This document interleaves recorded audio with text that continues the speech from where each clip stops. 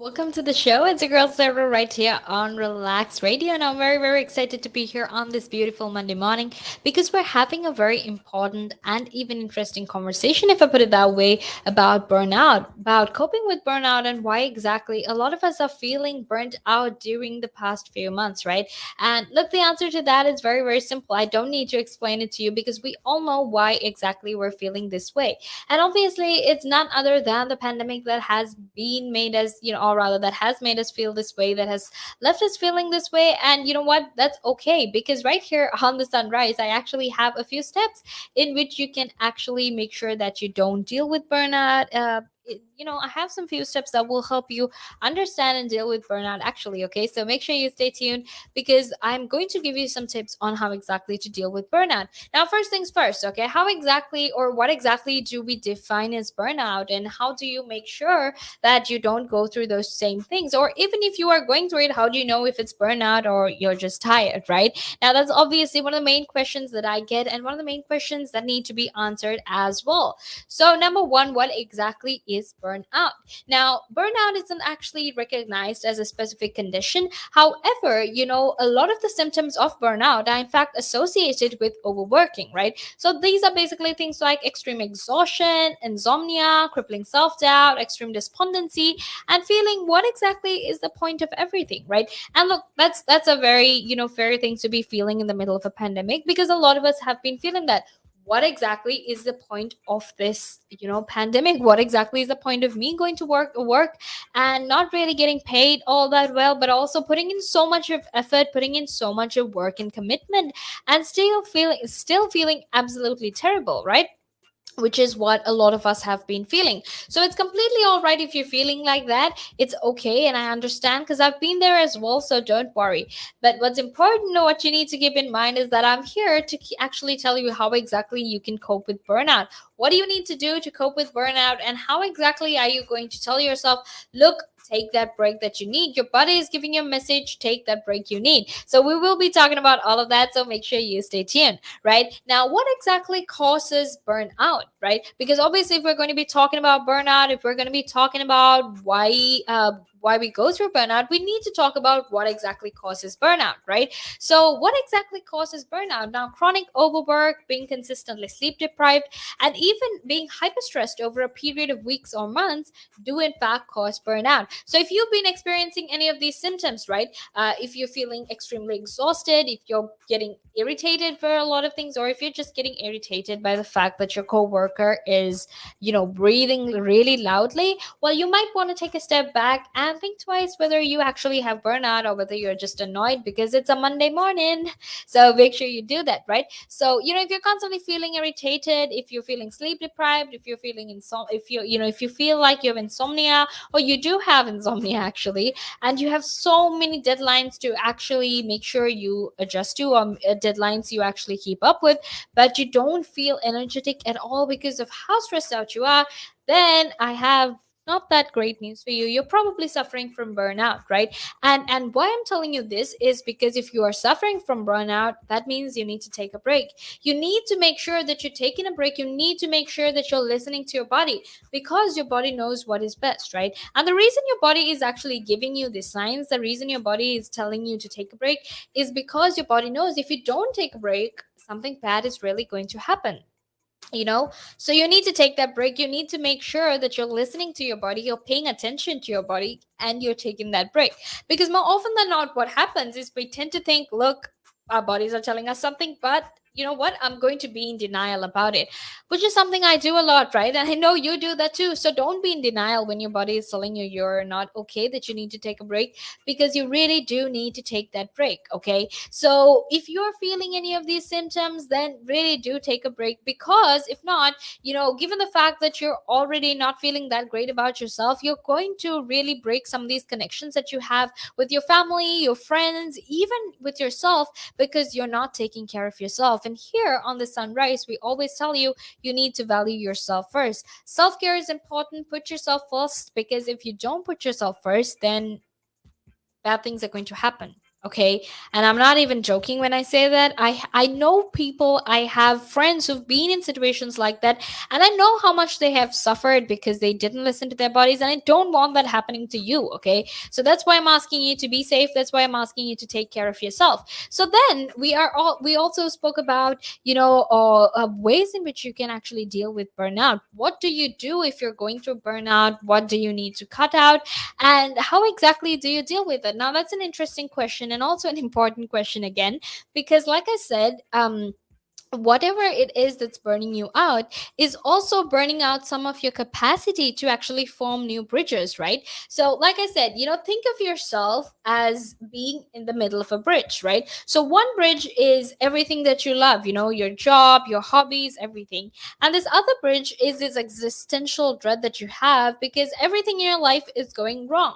So you're standing in the middle of the bridge, and what happens is you get stuck in this whole bridge.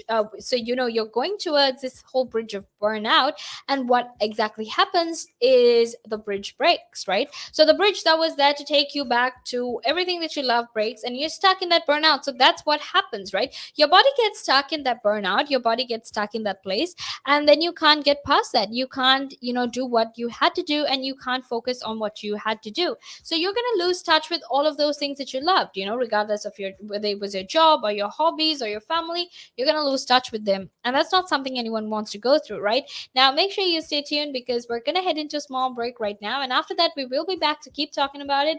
But until then, make sure you stay tuned. The valuations that you place on an asset are always behind you. It's always in hindsight. It's never in front of you. And that's one of the challenges, right? Because you're always valuing what happened yesterday, and what you need is what's going to happen tomorrow. What am I saving or investing for? Why am I doing it? When will I need the money? And how much money do I need? Yeah. So that's quite important, because when you're looking at your net worth, you've got to start with saying, well, what do I want my net worth to be? So that there's a goal.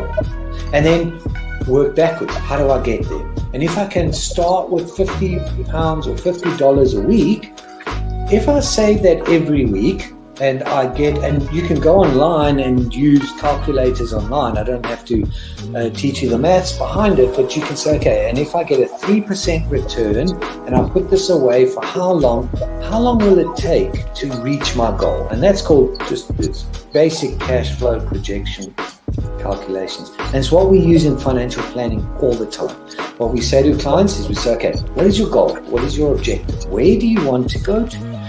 And we discuss that in a lot of detail and over most of the meeting.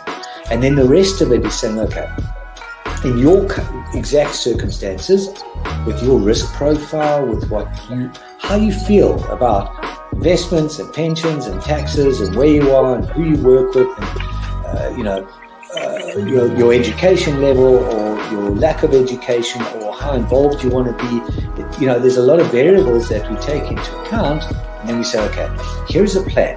You start like this, that's great.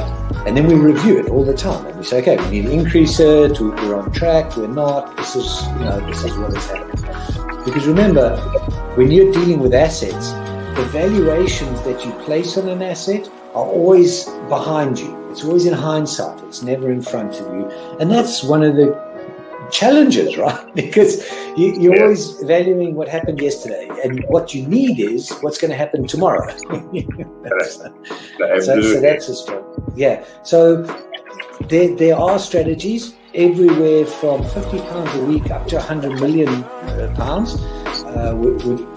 and they're different. Right? They range differently from everyone, but and from country to country, to be fair. Different countries have different tax laws, so with different vehicles. But from your point of view, at the sort of normal end, I'm not going to call it the low end because I'm in that boat as well. It's as tax efficient as you can get it. That's where you start. You use all the tax efficiencies, and then you step up into different things.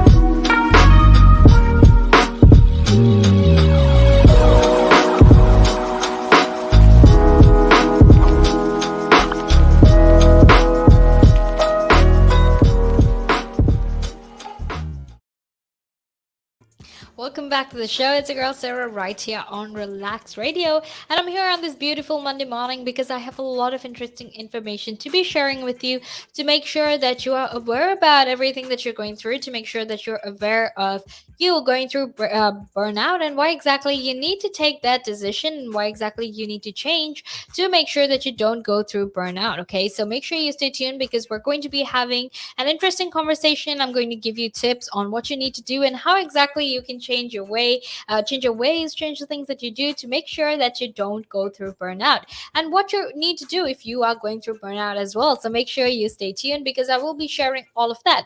So, like I said earlier, you have to think of yourself as being in burnout destination, whereas the bridge to go to everything you love destination has in fact been destroyed.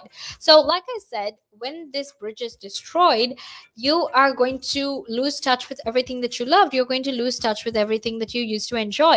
And as a human being, that's not something you or I want to go through, right? Because the truth is, as human beings, the way we get through our lives, the way we do what we have to do, the way we do what we like to do is by making sure that we don't get fed up of the things that we love to do, right? And that's how we go through and or we grow through things, right? So we need to make sure that you don't stop or you don't get fed up of the things that you used to love. So what exactly do you do then? How exactly are you going to change this? Then you need to let yourself come to terms with the fact that you're going through burnout, which is not something bad. Okay, look, burnout happens to a lot of people, and I've been there, you've been there, and that's completely okay. But the change that you need to make, or what you need to do, is to actually come to terms with the fact that you're going through a burnout, right? You have to tell yourself, look, I accept the fact that I'm going through a burnout. So now what do I do to change it? What steps should I take to change it? Don't worry, because I will be telling you all of that. All you need to do is just to sit tight and listen, because I'm going to make sure that once we're done with this conversation, that you leave feeling much, much better about yourself, that you leave feeling like you have conquered the world, because that's what we do right here on the Sunrise with your girl Sarah. Okay, so don't worry, I will tell you how exactly that works, and I will tell you what you need to do. So when you're feeling these negative things, let yourself feel it, right? Very, very important for you to do this. You have to let yourself feel those negative things. You have to tell yourself it's okay to feel terrible about yourself when you're going through so much of stress, right?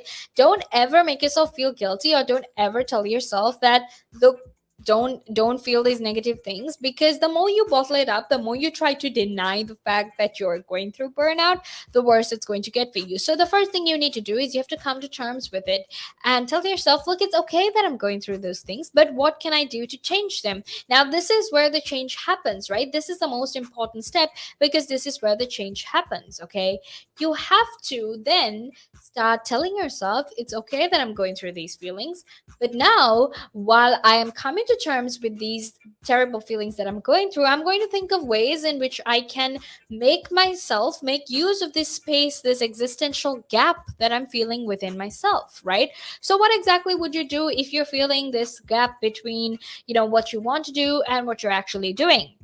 Right? So, like I said, we'll call this gap existential void, and let's change the way we see this existential void, right? Now, normally, any human being would hate it. You would fear it, and you would start panicking when you hear the word existential void. Oh my gosh, that's like the worst thing to be going through. But don't worry, because what you need to do is something very, very simple. You need to, change your perspective on it. Instead of hating it, instead of fearing it, welcome it. Think of it as new change. So, what exactly are you going to do when you have this new change in you? Because you're going to think of this existential gap as a garden.